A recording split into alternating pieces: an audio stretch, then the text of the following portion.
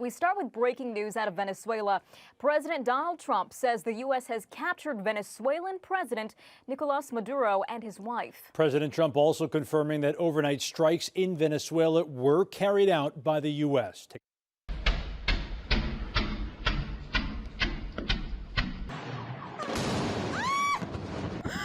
Amor.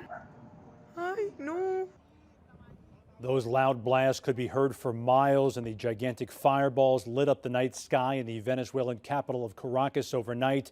You see the helicopters in the sky there. President Trump called this overnight operation a large-scale strike. The capture of both Maduro and his wife were carried out by the Army's Delta Forces, an elite special operations group, only after the CIA had identified Maduro's exact location.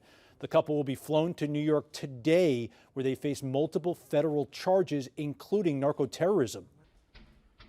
Aquí lo que podemos conseguir es el humo, ese humo que hay ahí que huele como a creolina.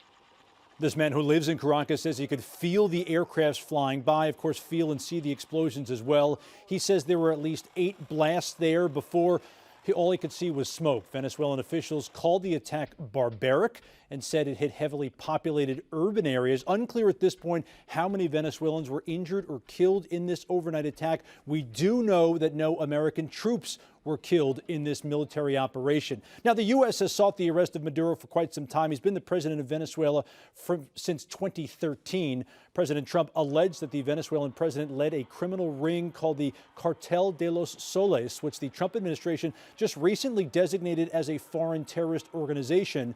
Back in 2020, Maduro and 14 current and former Venezuelan officials were all charged with narco-terrorism, corruption, and drug trafficking in federal court in New York, alleging that they used cocaine as a weapon to flood the U.S. with drugs.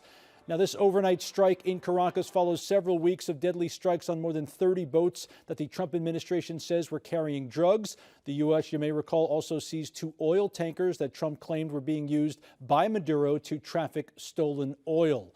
As we take a live look in Venezuela this morning, you see all the flags in the streets. It appears the people seem to be happy that the president, Maduro, has been taken out of the country. He has run an authoritarian regime for quite some time. He was reelected twice, although under kind of sketchy circumstances there.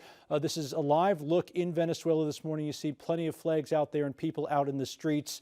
It remains to be seen what exactly happens to the government there and who takes over, something we'll keep a close eye on. Sources telling ABC News, though, that Trump was actually given the green light to capture Maduro several days ago. They were ready to strike on Christmas Day, but things got pushed back, and it obviously happened overnight. We are expecting an update and a press conference from the president later this morning.